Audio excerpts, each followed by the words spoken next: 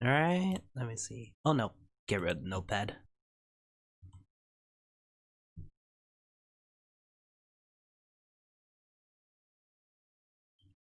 All right, it is now 11 o'clock. The stream has started. Hopefully, no more snowplows. And I apologize if you do hear something in the background. It's most likely the snowplows because I'm in New York. It's snowing. It's the nor'easter, and even though it's not that bad outside, I just shoveled a little bit, but it's gonna get worse from what I heard, up to like 16 inches. But right now, I guess it's about 7 inches or something like that. I could be wrong. Anyway, so if you're here, welcome back to Movie Talk. We are going to discuss spoilers for Tenet. So if you haven't seen Tenet, don't watch the rest of this video until you see Tenet. But if you want to know about my thoughts and also the spoilers, if you don't care about those, fine. All right, let's discuss Tenet. So this is just my first impressions. I saw the movie like about 3 hours. I finished the movie about 3 hours ago. And I do believe that I do need a second viewing of this movie to make my final opinion on it, because it seems like one of those movies, to be honest. Like just first impressions. I don't know. But I'm treating it the way that I would treat any movie if I saw it for the first time in a movie theater. Hey, CB Raj, what's up?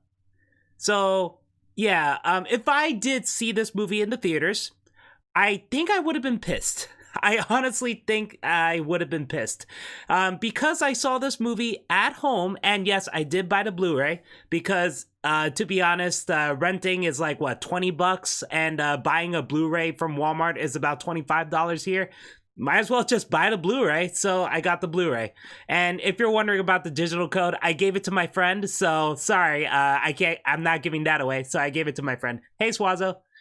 All right, so, yeah, this is the movie that wanted to be in theaters during the pandemic, and I can understand why some of the critics did not like this movie or didn't think this movie is that good, and I could see that. But again, like I said, this is just first impressions. I wouldn't say this movie is bad, but this movie has some very questionable things in it. And it's one of those movies where I actually have to check up the Wikipedia page after I finish watching just to see if I was correct in some of my theories, correct in some of my hypotheses, and also to figure out what the hell was going on. But the basic plot, I understood the basic plot. It's just there were some things that they kind of explained but didn't really fully explain. And I guess the movie wants to act smart about it. I don't know. It feels weird. I mean, compared to the other Christopher Nolan movies, I would say Interstellar and Inception were way easier to understand compared to this. And it's weird because in Inception and in Interstellar, you do have the main character who knows basically nothing. Well, actually, that's not really. Interstellar, Matthew McConaughey doesn't know a lot of things. Inception, Leonardo DiCaprio knows a lot of things. It's just he's explaining to Ellen Page. Even though Ellen Page isn't the main character, but she is basically the audience. We learn all the new information through her. And here, we learn all the new information through the protagonist, whose name is the protagonist. He doesn't have a name. If you click on subtitles, and here's the thing, from what I heard, the sound mixing was kind of awful in this, and I have to agree. If I did not watch this movie with subtitles, if I saw this movie in theaters, I honestly would have been pissed because there's a lot of dialogue that I could not understand or hear. Especially from Kenneth Branagh, especially during some of the action sequences where they're trying to explain shit. So yeah, I don't understand what the hell Christopher Nolan was thinking for that. I needed subtitles. I mean, still, at home, I watch everything with subtitles anyway, but still, this is one of those movies where I feel like I need subtitles in the movie theater. So even though he learns all this new information, the problem is that they make it seem easy to understand at first, especially when they teach you about catching the bullet. At the time you're thinking, oh, so objects can be inverted, even though in the trailer we do see people get inverted as well. But at this point, you're thinking, okay, objects can be inverted. But then you get to people who can be inverted because they go into this machine. It's called a turntable or a timetable. I forgot exactly what it was called, but it's this giant rotation cylinder room where if you go inside and come out the other side, time is inverted. So everything is going in reverse. There was in the trailers, you see the main character, John David Washington, fighting off this guy who's fighting backwards, and at that point you're trying to figure out exactly what the hell is going on with this other character, because you encountered this other character a couple times, and when you finally realize who it is, it's a little weird because they keep mentioning that it's not a time travel movie. But it is. It is a time travel movie. It's just not a typical time travel movie. So you see movies like Back to the Future or Predestination or even Avengers Endgame, where every time someone time travels, they either go through a portal or gate, the turnstile. Okay, thank you. So they go into this, they usually go to like another dimension or portal, and they instantly teleport to that time. Here, they actually walk/run/drive through time backwards. So basically, it is time travel. It's just not the typical time travel that everyone's used to. And I do like the idea of that. My problem is that it turns out that because these people are actually going into the past, there's actually two of them in that time. But but the thing is that during that fight where John David Washington was fighting a dude, and then Robert Pattinson was chasing a dude, it turns out that dude is John David Washington from the future, but the one that was being chased by Robert Pattinson is considered inverted, and the one that John David Washington was fighting himself, which is also inverted. So basically, there are three protagonists in the same timeline, and they talk about the fact that they cannot touch each other because it might lead to annihilation. So at that time, when I first heard about that, I was like, oh, is this like Time Cop, where I haven't seen Time Cop in a while, but I believe that Jean-Claude Van Damme kicked the main bad guy into his younger self, and because they touched each other, they merged, and then they became non-existent. They basically just blew up and don't exist anymore.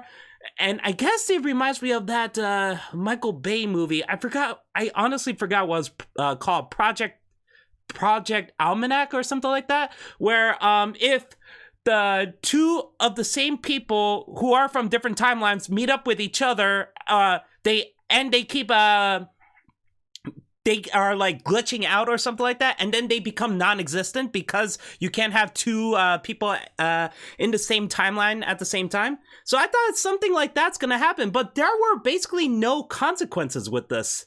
And yes, he did get shot basically by himself, but again, there were not really any consequences with this. So I kept hoping that they show what would happen if two people from the same person from different timelines accidentally touch each other. And John David Washington, he had a full suit. He was wearing gloves, so that's why he never touched himself from the past. So I guess that's why it was the exception. But at the same time, this happened in the beginning too, where the scientist is like, "Oh, don't try to understand it." And I was like, what do you mean, don't try to understand it? You threw all this science at me, and I'm trying to understand it. Then all of a sudden, you're trying to make it a joke by saying, don't try to understand? Fuck you, lady. So, yeah. And the thing is that this movie goes forward in time and then all the way backwards in time. So basically it pulled a Devil May Cry 4, if that makes sense, where you go from one place to the other, and then for the second half you go from that place to, all the way to the beginning. Oh man. So the thing is, I wouldn't say this movie is lazy because there's so much work that was put into it. The visuals are stunning. I mean, wow, this is such a gorgeous movie. It really is beautiful. The scenery is beautiful. It is so bright. I love it. Even the nighttime scenes aren't even dark. They're lit up very, very well, so you can see everything. And the stunts too. Oh my god. And here's the thing I hate about the directors now. They keep saying bad things about CGI nowadays, like, oh, CGI is bad, you shouldn't use CGI, CGI this, CGI that, CGI is a terrible thing, and I hate that, honestly, because every movie nowadays, even ones that are as practical as Christopher Nolan's, the almighty God himself, he does need CGI to fix things. I mean, if he does some wire work and he has to get rid of the wires, what are you going to do then? You need CGI to remove the wires, so I don't get it. So even the most minuscule things, you do need CGI for. And also, if you're putting different filters on, or increasing the highlights, or increasing the shadow quality and stuff like that, what are you doing? You're still putting it in your computer, right? CG still! It's not practical then, asshole! So that's why I really hate all these directors now saying that how much they hate CGI. They have to know this. CGI is a tool, okay? It's a tool, all right? There's nothing wrong with it. It all depends on how skilled you are and how much time and how much dedication you are to crafting that, use that tool the right way. So yeah, I can understand some people saying, oh, Tron Legacy, the effects of Jeff Bridges doesn't look that good. Well, the thing is, at that point, no other movie has done a character like that. So the fact that that movie tried to make a Clue, and yeah, I gotta say, they kept going. They kept experimenting, and they got better. Heck, people love the effect of Michael Douglas in Ant-Man, right? The young Michael Douglas. So yeah, where do you think that came from? They experimented with Jeff Bridges' character in Tron Legacy. That's how it works. So you just need time. You just have to get better at it. But the problem is, compared to video game design, movies have a very strict deadline. So like Black Panther, the third act of it, the CGI is atrocious. I'm pretty sure if they delayed that movie and if they kept working on the third act and made the effects better, I'm pretty sure the third act would look much better than it is when they released it. So that's what I hate about Christopher Nolan with that. Man. So yeah, the practical effects are good. Sorry, I went on a little rant. So the practical effects are very good. And I don't know how much of the stunt work John David Washington did, but he did a pretty, that fight scene he did was pretty good. And I learned that he actually had to teach himself how to fight inverted, how to fight backwards. And oh my God, it's really well done too. So yeah, the fight between him and himself, that was awesome. And the bungee jumping scene where they're bungee jumping towards a building, that's pretty cool too. And the opera house scene, that was pretty intense as well. And then we have the car chase, that was cool too. So yeah, there are some great set pieces in this. I guess my biggest problem with the one set piece is the finale, because it kind of makes no sense. Like, you see these two different teams. One's inverted, one's not. Red's going in normal time. The blue one's going backwards. And they all meet up in the end trying to stop the bomb. And I'm honestly confused on why they have to do this. Because when they finally get to the middle of this mine or something like that to stop the explosion of this weird artifact or something like that, I don't know, I'm a little confused about that too. This artifact, if it's destroyed, can stop time or reverse time. I'm still a little confused about that part. But in the middle, it's just one henchman and John David Washington, Robert Pattinson, and Aaron Taylor Johnson. Only 4 people in the middle. So I was like, but you have a team of like what? At least 25 people in each team. So about 50 people with guns running forward and running backwards and stuff. And they're shooting at, I don't even know who. I mean, the main villain is Kenneth Branagh, and I guess he had a lot of henchmen in these abandoned buildings. I don't know. They don't really explain that much about who these people are. They keep shooting at the buildings, and I was like, who's over there? And yeah, sometimes they show some people shooting, but you never get to see their faces, and the camera's always far away from the building anyway. So at that point, I was like, I guess they're the henchmen of Kenneth Branagh because he's a rich guy. I guess he hired so many people, but at the same time, I don't even know if they belong to him or not. It makes no sense to me. I don't know why they shot it this way too. It makes it's weird. But I will say that inverted explosion of the building was awesome. So it's funny because it's the same building and red team is firing at, I guess, the it's either the top or the bottom part. So they shoot at one part while the blue team shoots at the other. And when they shot at the same time, it shows the building blow up and recreating itself and then blow up at the top. That was freaking cool. I must admit that 10-second explosion was awesome. That was the highlight of the finale. But then, of course, this movie has a couple twists. So it turns out that Robert Pattinson is from the future because he worked with John David Washington. John David Washington hired him in the future because in the finale, he says that this is the end of our friendship. Even though John David Washington basically just met him for the first time for a couple weeks. And so it's the beginning of his. So in the future, John David Washington will hire Robert Pattinson, and the problem is Robert Pattinson is going backwards in time to make sure that all the missions are pulled off. But the problem is that he actually will die trying to save John David Washington during the finale against this henchman. And honestly, we've seen this henchman a couple times throughout the movie, but he is so not memorable. He's just a bald guy. That's it. There's nothing to his character. I don't even know if he talks, to be honest. He doesn't do anything cool. He's basically like the henchman from Quantum of Solace. You think he's going to do something, but he doesn't. Oh, man, what a bummer. And I gotta say, I have a huge spoiler that explains Pattinson character. I'll wait till the end. Oh, okay. So, yeah, the thing about Pattinson as well, he did save John David Washington in the beginning at the Opera House, but here I'm trying to figure out how does that fit in the timeline because that happened very, very early on. And apparently he dies during the mineshaft too.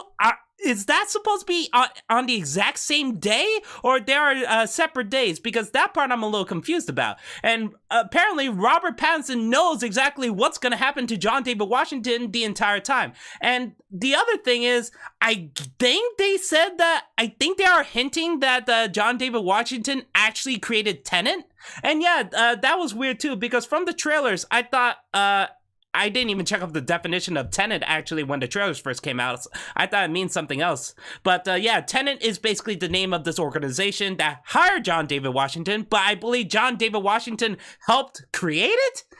So that's why I was like, it kind of reminds me of the movie Predestination with Ethan Hawke. So like, it's like the snake biting its own tail and then it keeps looping around and around and around. So there's a bunch of paradoxes. And yeah, they do also talk about paradoxes in here, especially with the grandfather paradox. But the thing about this movie is that apparently everything is supposed to happen because Elizabeth Debicki, she got shot with an inverted bullet, so there's a chance that she could have died. But when you see at the end that she was actually the woman she saw from the past that actually jumped off the boat, which means that she was going to survive that anyway. And John David Washington keeps talking about free will, or can I change the past? Can I change the present? Can I change the future? But the thing is, from what it seems like, that the future is set. That's what it seems like. And yeah, Robert Pattinson did say that what happened. And the only reason why he didn't want to change the present or future is because he's worried about what would happen because of that. So Robert Pattinson could have told John David Washington that the person they're actually hunting down is John David Washington, during the inverted fight, but he decided not to because he's worried about the consequences of that. But that's also kind of my problem too, because I honestly want to see what the consequences are, because they keep talking about paradoxes and the limits and stuff like that, but they don't really show what happens. They kept hinting that something bad would happen, but it just doesn't happen. So that's why I kind of want to know what would happen if shit actually goes wrong. Like if they killed Kenneth Branagh too early, or they killed the past self, and then that creates a giant paradox and stuff like that. Because from what it seems like, they have to set the timeline. And everything is set, because in that car chase scene, there's this car that's inverted and it's crashed and stuff like that, and it turns out that it's John David Washington from the future going in the inverted car, and then when he crashed, and then there was a fire and explosion, but because it's inverted, that fire turns to ice. Yeah, I mean, it's a cool idea, don't get me wrong, but it's still, whoa! I mean, wow. And also, he has to breathe. I do like this idea. He has to breathe his own air, because if he doesn't and he tries to breathe in the inverted world, he can't breathe. He actually chokes. And I thought that was kind of cool. But they never show the consequences of what happens if a guy, if the breathing thing actually breaks or anything. Do they show him dying or something like that? And yes, there is a little part where John David Washington was choking. But again, I want to see the drastic consequences of this. It always seems like... that's why it seems like it's fate, like everything is set, and that's why I kind of don't like that idea. I don't know, that's just me. And unfortunately, I'm going all over the place, because this movie is kind of all over the place. It starts at the opera house where they find this object, and then John David Washington was about to die, but he tried to take a suicide pill, which is not a suicide pill, and they said it was a test, but I'm confused about the Ukrainians right there and stuff like that. Okay. And then he meets up with Elizabeth Debicki. Okay, I'll talk about this. This movie, for an emotional story, yeah, this movie doesn't have it. It honestly doesn't. I don't give a shit about a lot of the characters. Kenneth Branagh, I usually like in movies, and here I thought he was fine, but I do not care about his character. John David Washington, I liked in BlacKkKlansman, but here I don't really care much about his character either. Elizabeth Debicki, I honestly don't give a shit. I don't give a shit about her character. I don't give a shit if she dies. I don't give a shit if her son dies either. I don't even care about the relationship. The only person I do care about is Robert Pattinson, because at least he's tells a few funny jokes, and also he seems to be the only one who has a humanity. And I'm not saying John David Washington doesn't have that, because yes, some of his dialogue is actually funny, intentionally funny. I mean, and yeah, he does seem like human sometimes, but the problem is that he's a bit of a blank protagonist, which I guess makes sense because his name is the protagonist. Oh, Priya. I don't care about Priya. Again, I don't care about a lot of these characters. And Michael Caine is here for a cameo for like 5 minutes, and I was like, okay, we've seen him in the trailer. I mean, why do you have to show that off then? I don't get it. Aaron Taylor Johnson, he acted pretty well, and I totally forgot that that's kind of how he sounds like. I'm so used to hearing him from Kick-Ass and Godzilla, so I'm glad that he has a bit of a badass role in this. But again, for memorable characters, I don't really care much about besides Robert Pattinson's character. And to be honest, I kind of wish that the whole movie, it revolves around him, because his story sounds very interesting. Because he's recruited by John David Washington, and he has to go back in time, and it's a bit tragic too, because he has to die in the end. So I felt like this movie should have really focused on Robert Pattinson's character, because he has an arc actually, compared to John David Washington from what I'm seeing. So it could have been like a Crisis Core. Like in Crisis Core, you know Zack is gonna die, but you're just playing as him up to the events of where he dies, and you just feel emotional and sad, and he dies. I kind of wish this movie did that. I don't know. That's why I feel like I don't know how long Christopher Nolan spent on writing the script, because I don't know, it doesn't feel as strong as Inception. And even though I'm not a big fan of Interstellar, I prefer that a lot more than this. And again, maybe I like this movie more based on the second viewing, but I'm worried that that second viewing makes me hate it even more as well. I don't think this movie is bad, but man, I'm glad I did not see this movie in theaters, especially with the pandemic. I mean, can you imagine someone say, hey, I went to a movie theater during the pandemic and I saw Tenet. No, no. And also the aspect ratio. Yes, I know this movie was filmed with IMAX cameras for a lot of the scenes, but my God, sometimes it gets really aggravating, because there were a couple times where they're discussing about flashbacks, and sometimes you see the black bars, and then he immediately cuts to no black bars, then he cuts to black bars, and no black bars, and he keeps doing that every single time. It's annoying. I mean, my God, Christopher Nolan, what the hell? Michael Bay did that shit. And that was really bad. Yours is not as bad as him, but you're a talented director. You should know how to edit this more. Oh my God. I mean, I don't know. Maybe I'm the only one who noticed it. Maybe everyone else was really immersed into it. But my God, the black bars keep taking me out of it, especially for the flashback. And every time they talk about the flashbacks, that was really annoying. But for the most part, for the action scenes, it was, it stayed in the same aspect ratio. So at least that's good. And I gotta say, the airplane. Okay, to be honest, I don't really understand why Christopher Nolan decided to destroy an airplane. I mean, why not, I guess, but I don't know. The airplane scene from the Mission Impossible movie seemed more entertaining, to be honest. I mean, sure, it's cool you crashed an airplane, but at the same time, I was like, that's it? I mean, it's not even a big explosion, it's just you crashed into it, half a building is slightly destroyed, but that's it. It's not really destructive. And I don't know. I feel like that airplane scene was really unnecessary. I was really looking forward to it because they keep talking about this airplane scene, how awesome it would be. But I'm sorry, the airplane scene from Dark Knight Rises was cooler than that because of how intricate it was, and also it was almost all practical as well. I mean, yeah, that's why I was like, okay, you crashed a jumbo jet, but it's, it was just, you were just riding in it. It's not like you plummet into it. You're just driving it, boom, that's it. Okay, good.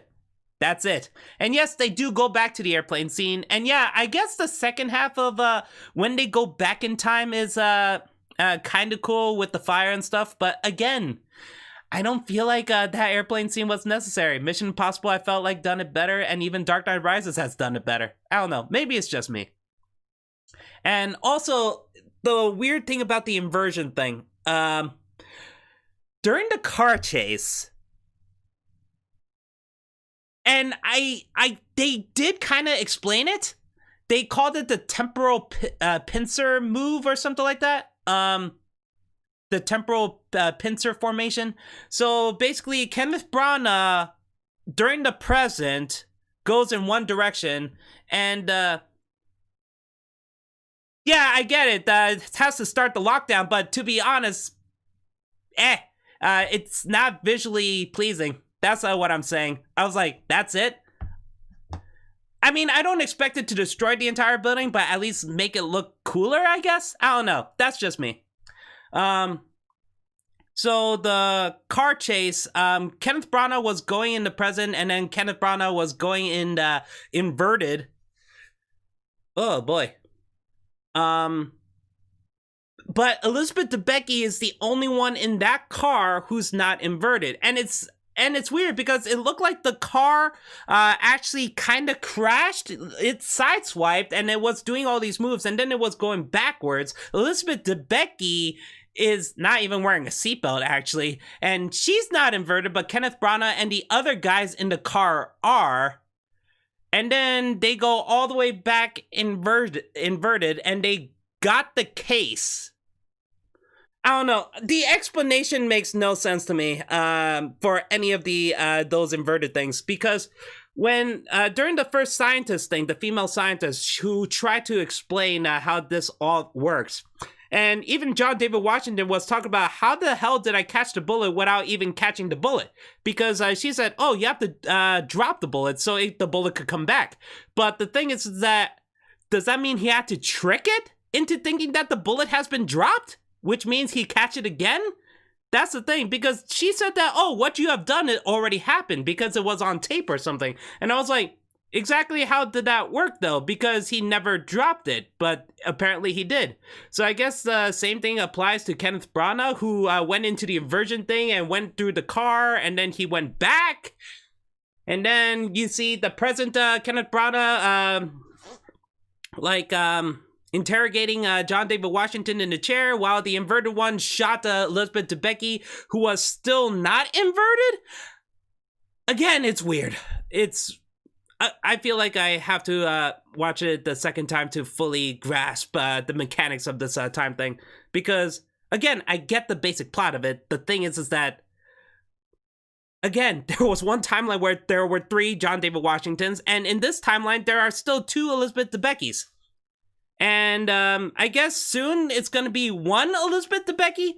So yeah, it's weird because they go through the inversion thing, and then they actually go on this plane that goes all the way to Oslo, and that takes time backwards. And they went all the way to the time where they had the airplane crash in the Oslo building, and then they even go even more back, and they go into this room where time doesn't go inverted or something like that. I don't know.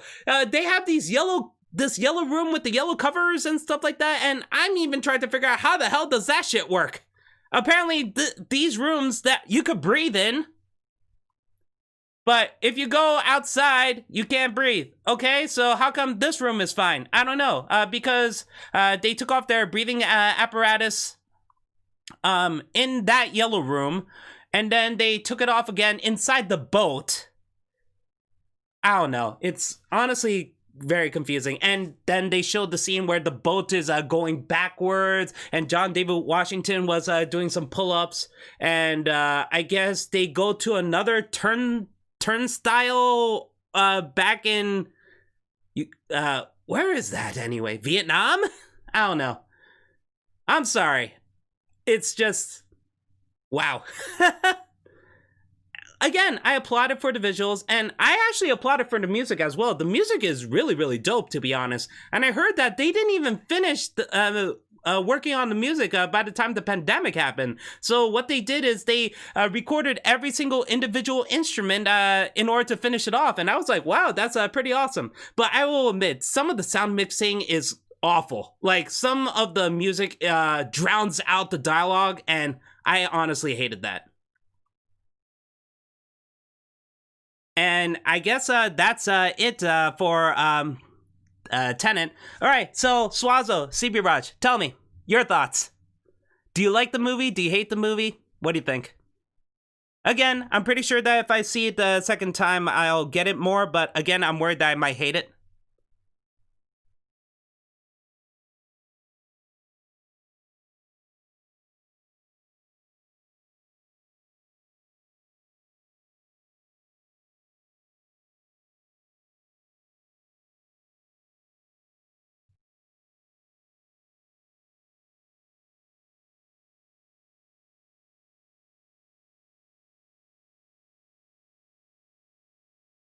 So I saw a YouTube video from New Rockstars, and they explained the timeline. So it's hinted that Robert Pattinson is Kenneth Branagh's son?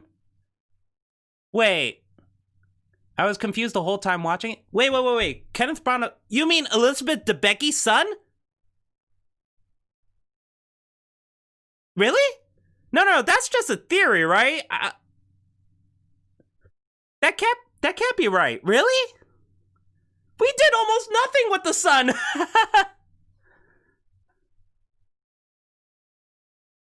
But I still enjoyed it. I appreciate the creativity that went into it.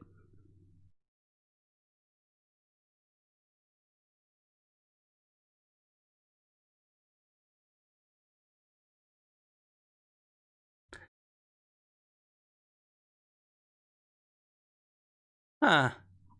So Robert Pattinson is Kenneth Branagh's son, and huh?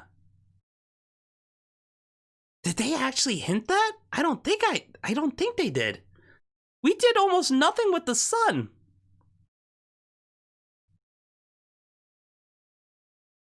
Visuals were stunning, but the movie didn't meet my expectations. I didn't get a grip till the end.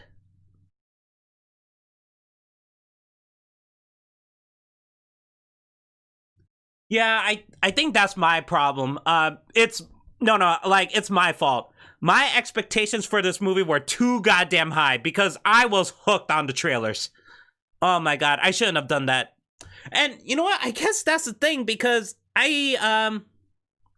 that's why it's a friendship barely starting for John David Washington. Oh, actually that makes sense.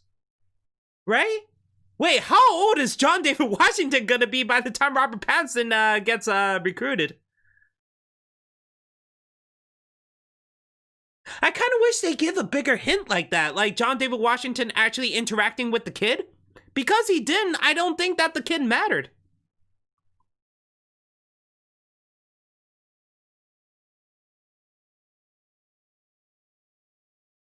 But yeah, my expectations for the movie were way too damn high. Oh man, and I shouldn't have done that. Interstellar, they were way too damn high, and I hated the ending. I really liked a lot of it, but I hated the finale, to be honest. Dunkirk, I loved. I fucking loved Dunkirk. The Dark Knight Rises, I thought was fine. I just didn't like the fact that anybody who knows Talia, it treats them like idiots. That's how they explained it in the video I watched. Okay, that makes sense. That does make sense. That okay. You know what? If that is the case, because I checked up Wikipedia and they never mentioned that. So if I happen to miss wow, okay, that is cool. That is really cool. But oh man, isn't that upsetting though? Like the son of Elizabeth Debicki, the woman that he saved and he recruited, and he's that boy's gonna grow up, and he's gonna end up dead.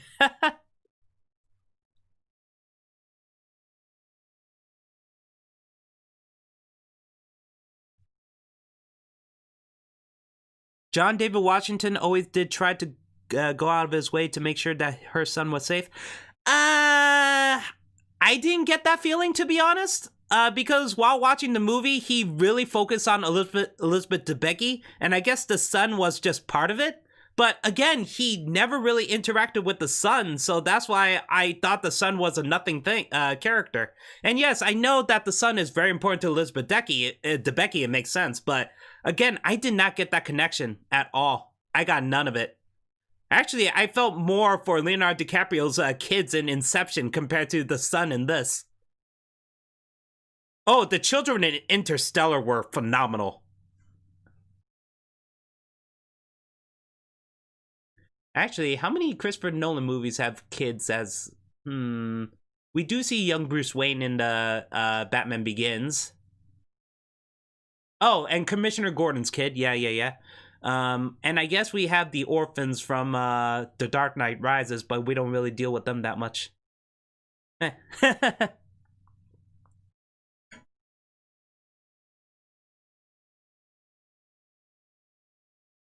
I'm trying to think if there's anything else that I'm missing. This movie was 2.5 hours long, and oh man, yeah, it's confusing, to be honest. One of my friends who was my teacher back in college, he said that basically this movie was a visual effect that tried to write a story. And I kind of agree with him on that. I don't know how much time Christopher Nolan worked on. Was it Christopher Nolan who wrote this, or Jonathan Nolan? It has to be one of them. Tenet.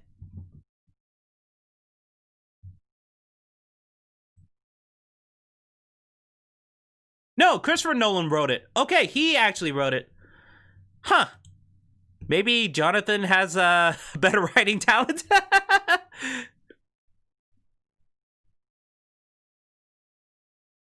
And here's the thing, if this is considered to be one of the worst Christopher Nolan movies, that's actually a huge step up compared to a lot of directors. I do appreciate that the movie tests your intelligence.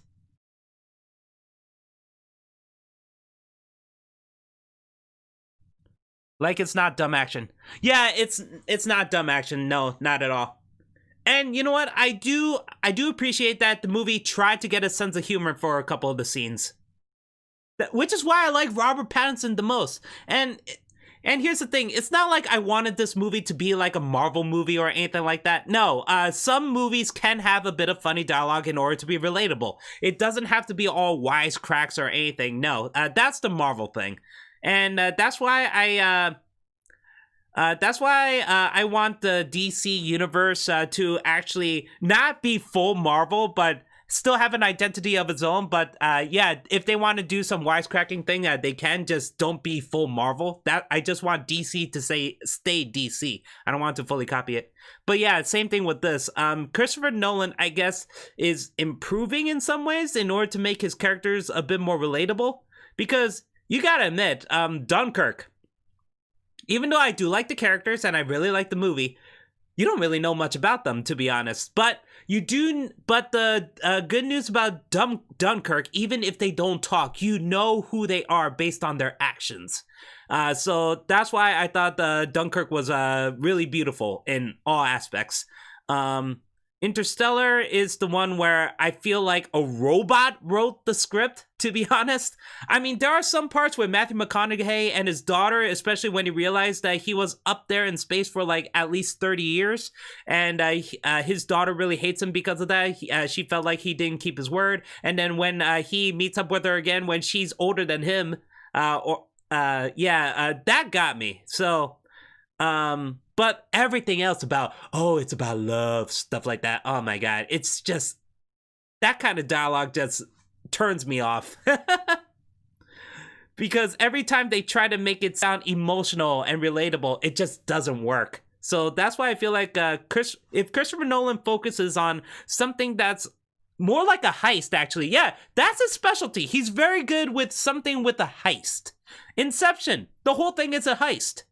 Here, it's also a heist in a way, but at the same time, I felt like he was trying to make it sound even more intelligent than it should have been. And yes, I can appreciate him for that, but at the same time, I was like, sometimes you just have to dumb it down a bit. I mean, I don't know.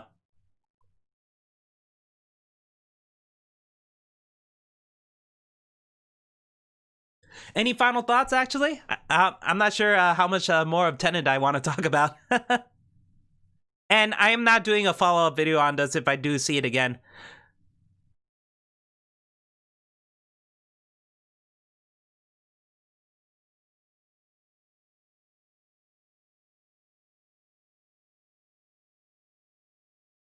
Also, I hate the fact that I have to wait 30 seconds just to get a reply from somebody because of the latency on this thing.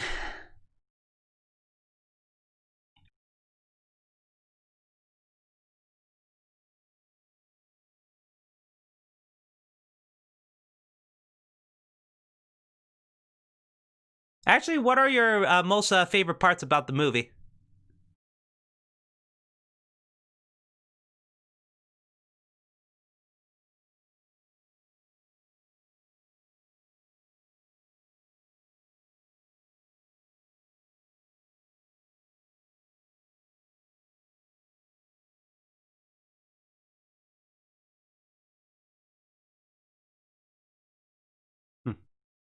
The silence is killing me. All right, so I'm about to end it. So the next thing I will,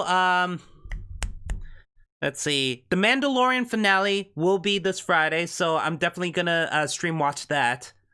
I'm still doing more Cyberpunk, and I'm loving that game, to be honest. Even though, oh man, there's a couple things that are really, really bad about it. The issues I'm having with it, besides some visual glitches, is the fact that sometimes when they give you different dialogue options, I can't choose the other ones. I don't know why. This happened to me like at least 3 times. It's really, really annoying.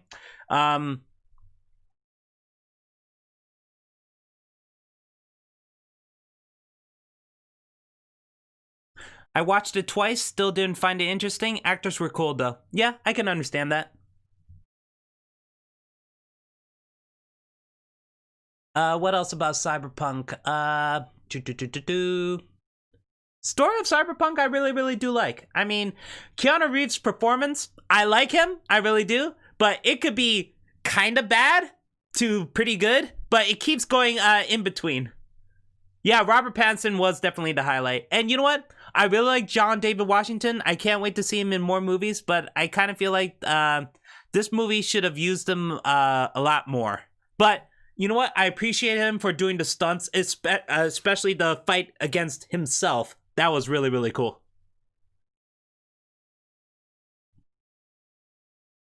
What else is my biggest problem with Cyberpunk? There's a dialogue thing. What happened? Oh yeah, it crashed twice. The first time, I guess it's kind of my fault because I accidentally clicked the sticks, which puts you in photo mode, but I accidentally clicked it during combat, so that's the first time. The second time is when I was trying to sell off items in an item shop, and then it crashed, and that annoyed me as well.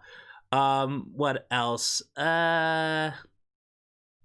Sometimes bodies disappear, especially when you want to loot them. Sometimes the loot cannot be reachable, even though it's right in front of you.